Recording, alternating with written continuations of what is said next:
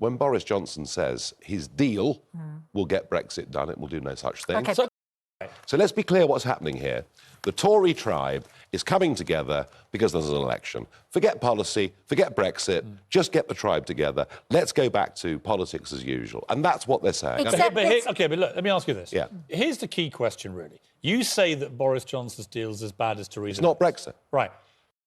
So what should that deal be including which has any realistic chance of getting through Parliament, which would satisfy you? Right. So Boris... Phrase that question very specifically. No, I've got that. So Boris inherited a very difficult position, all right? A new EU treaty that Mrs May had negotiated that was an abject surrender. And with a new party manifesto is a chance to drop what was there before and start again. The whole point and I can't tell you how disappointed I am that Boris Johnson has picked up Mrs May's treaty, put some new wrapping on it, and suddenly says it's a great new deal. What I find amazing, that you guys and people writing these newspapers seem to have very short memories. Back in 2015, I had the same headlines, right? I led UKIP into the 2015 general election.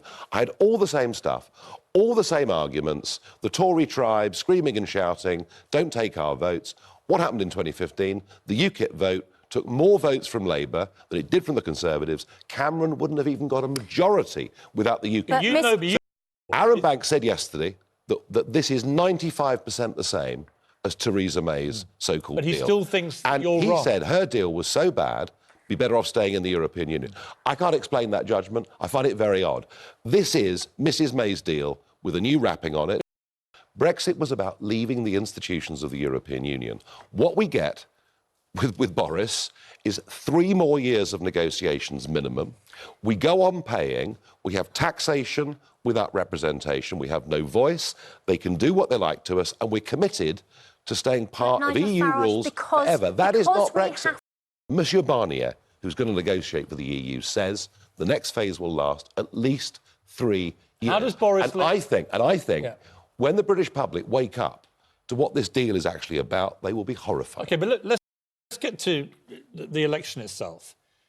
What needs to happen in that election to get you to be able to get the Brexit that you want? You're assuming that if you take your position with your 600 candidates, that somehow that will help Boris Johnson get a big enough majority to go much harder on Brexit? Is that the plan? Well, if it's a hung parliament, there'll be the same problem. Well, I'm going to take loads of Labour votes. I did it last time, so why not again? Wait, there's another option. Which is what? But you do compromise and you help Boris to get a thumping majority, which then allows him to rewrite the rule book with an entirely new parliament, the very thing you're talking about after the event. You have no idea who's going to be in the next parliament, do you?